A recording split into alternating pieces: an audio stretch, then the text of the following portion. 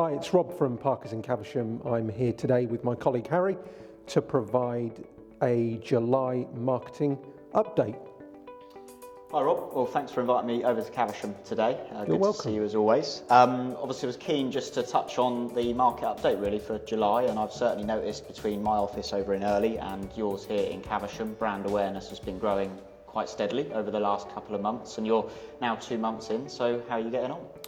Yes, certainly. We've seen a massive upturn in, I think it has to be said, the public awareness of us being here, sort of boots on the ground in Caversham. That's been through a lot of our sort of outreach through local charitable organisations and local community hubs.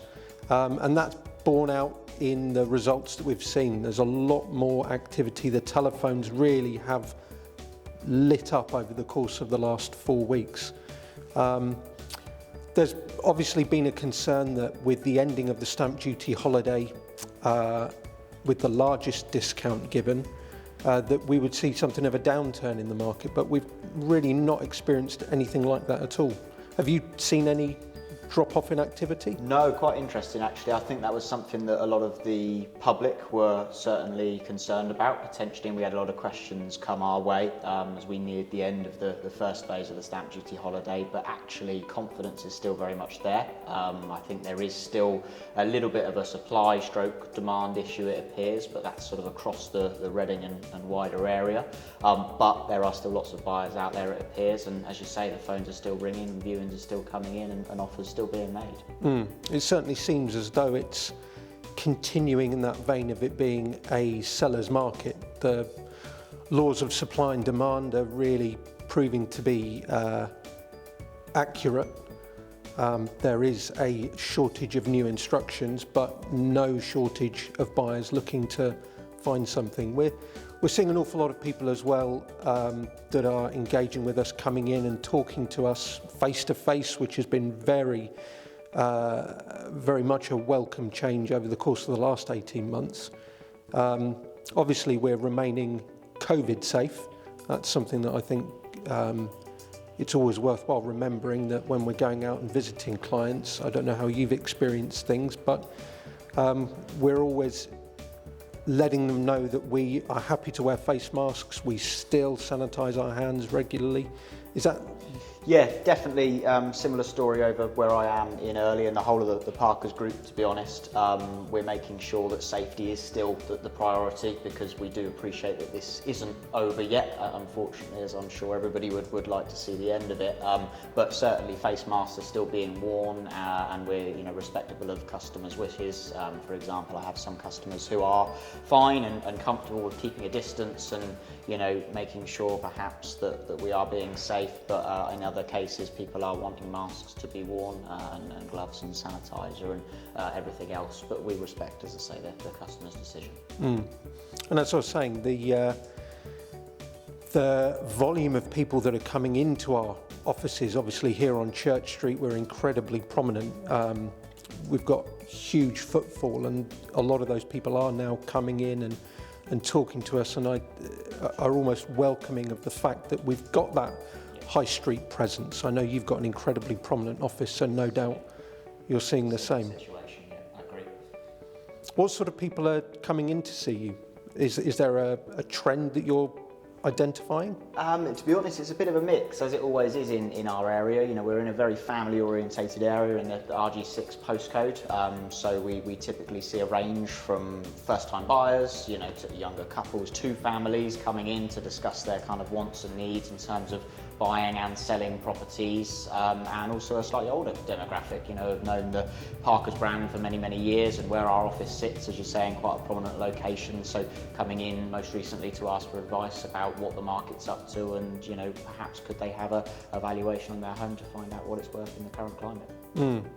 We've seen quite a few more mature people, shall we say, who are living in larger properties, who I think over the course of the last 10 to 15 years have really experienced huge property price uplifts.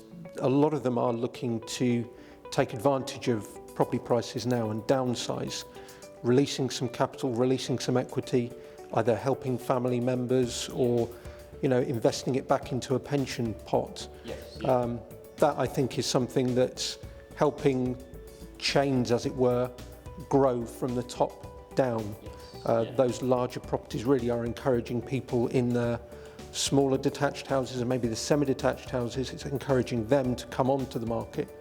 So it's an interesting way that we're seeing that the properties are starting to come back into availability. Yes, I think that has been a little bit of an issue, certainly over the last 12 months, especially with everything that has been going on. If it's somebody that's been in a property for many, many years now, perhaps a little bit nervous at the time to make that step, or certainly consider a move, downsize, move out of the area, say.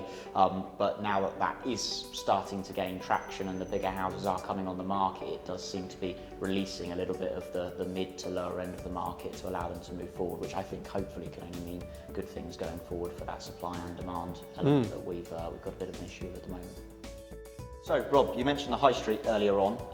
Something that I found really, really interesting that I saw the other day was actually the importance of having a high street presence if you're an estate agent, and up to 35% of first-time sellers still deem it essential to have a high street office, which I think was something we discussed earlier, and we've noticed more and more people coming in. But interestingly, up to nearly 70% of second-time sellers, so people that have perhaps had a bit of an experience in buying and selling, still definitely seem it essential as well to come into offices and have those organic conversations, which is something that, as I say, we've certainly been seeing in the last couple of months, alongside the digital presence, which has become ever important in the last 12 months with COVID. Perhaps not being able to be face to face with as many people as we like is obviously still on people's priority lists, and glad to say we've been doing both and managing both quite well over the last year. But thought that was quite an interesting stat to put forward. That certainly resonates very clearly with the sort of conversations that I've been having with people, both in the office here and those that I've been going to visit at their homes, that it is vital that they do have that touch point in the high street, that they do have a face of an estate agent that they can work with and they can develop that relationship with over a period of time. So yeah, I absolutely agree. I think that's really, really important, and the sort of underpinning and support that the digital platforms that we use, the social media and also the property portals, that again is seen to be something that's a real sort of complementary element to our marketing.